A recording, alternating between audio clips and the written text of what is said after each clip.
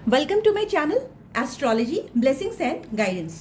Friends, आज हम बात करेंगे स्वाति नक्षत्र की, जिसे हवा में लहराते हुए तिनके का प्रतीक माना गया है, जो फ्रीडम का प्रतीक है, फ्रीडम को सिंबलाइज करता है।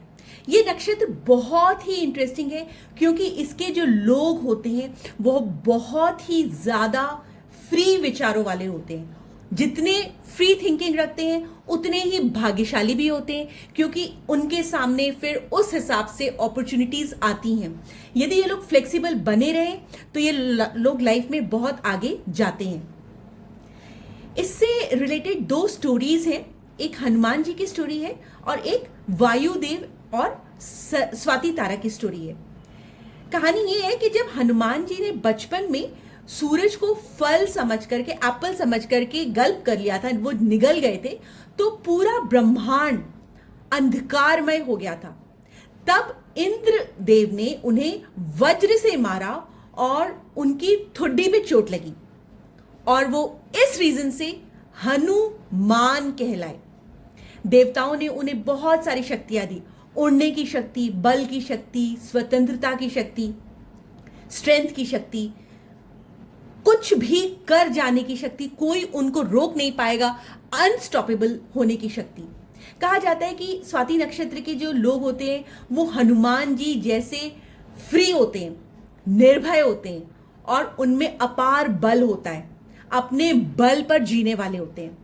ये किसी के दबाव में नहीं जीते और अपने रास्ते खुद बनाते हैं, अपनी जिंदगी का निर्माण खुद करते हैं। ये लोग खुद के डेस्टिनी मेकर होते हैं। एक और स्टोरी के हिसाब से स्वाति नक्षत्र का जो स्वामी है वो वायुदेव है। ऐसा कहा जाता है कि जब वायुदेव ने भगवान शिव की आराधना की तो उन्हें ये जो स्वाति नक्षत्र का तारा है वो वरदान के रूप में मिला। ये तारा हवा की तरह सारे ऑब्स्टिकल्स को पार करने वाला है, स्वतंत्रता से घूमने वाला है, हर जगह विचरण करने वाला है, जीवन का संचार करने का प्रतीक माना गया है। इसलिए कहा जाता है कि स्वाति नक्षत्र वाले लोग हमेशा नए अवसर खोजते रहते हैं। बदलते माहौल के साथ खुद को ढालने की क्षमता इसी नक्षत्र में है और दूसरों को भी जीवन में नई दिशा देने की क्षमता रखते हैं। कुछ मान्यताओं के हिसाब से हनुमान जी का जो जन्म है वो भी स्वाति नक्षत्र में ही हुआ था।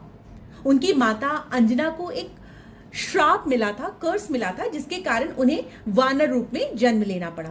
हनुमान जी को अपनी शक्तियों और बल की प्राप्ति वायु देवता से हुई, जो स्वाति नक्षत्र के देवता हैं।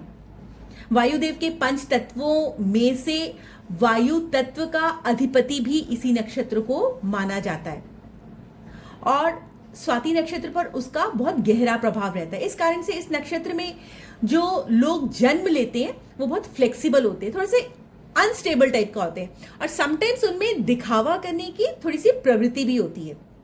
हालांकि ये लोग परिस्थितियों के हिसाब से खुद को ढाल लेते हैं, ये क्षमता उनमें बहुत अच्छी होती है। स्वाति नक्षत्र में ये भी कहा जाता है कि इस नक्षत्र में जब आकाश से ओस की बूंदें नीचे गिरती है, सीप पर गिरती है, तभी जाकर के वो मोती बनता है। जो स्वाति नक्षत्र वाले लोग होते हैं उनकी पर्सनालिटी बहुत ही यूनिक होती है।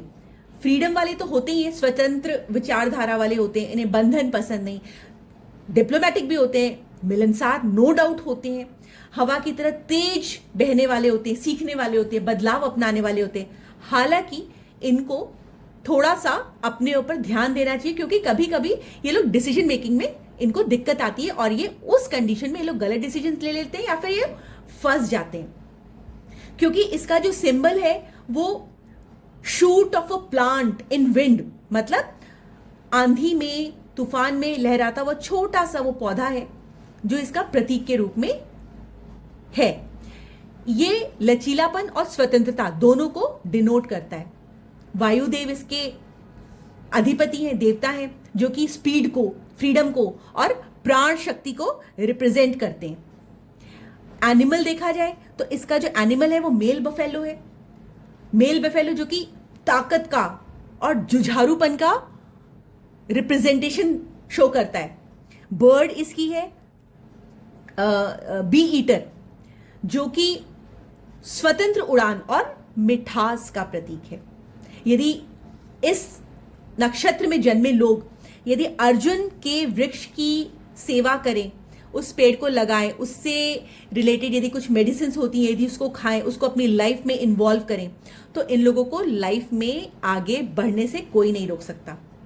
इसका जो ग्रह स्वामी है वो राहु है, जो बहुत ही सीक्रेटिव प्लैनेट है, जो बहुत ही अद्भुत सोच वाला है।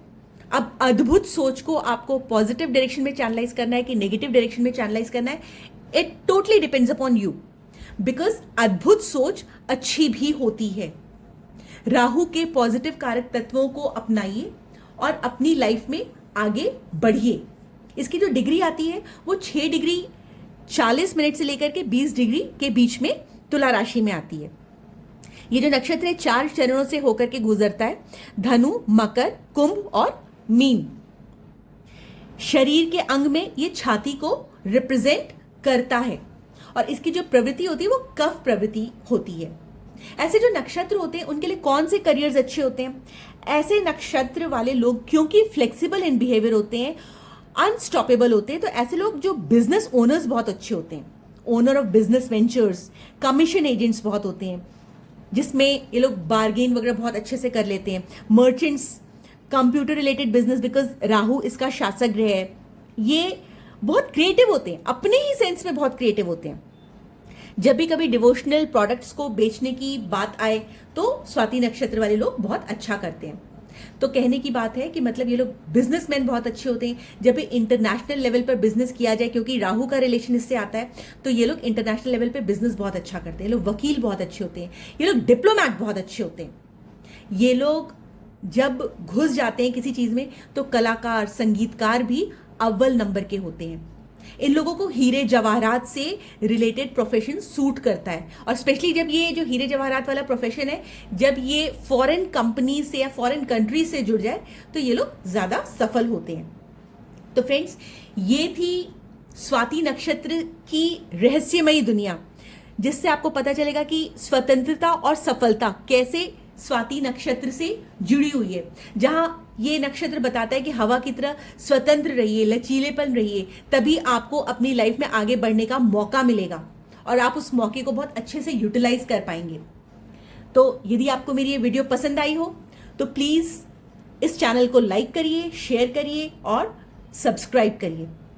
नक्षत्रों की अद्भुत कथाएं यदि आगे सुनना चाहते हैं तो नेक्स्ट वीडियो में लेकर के आऊंगी विशाखा नक्षत्र की।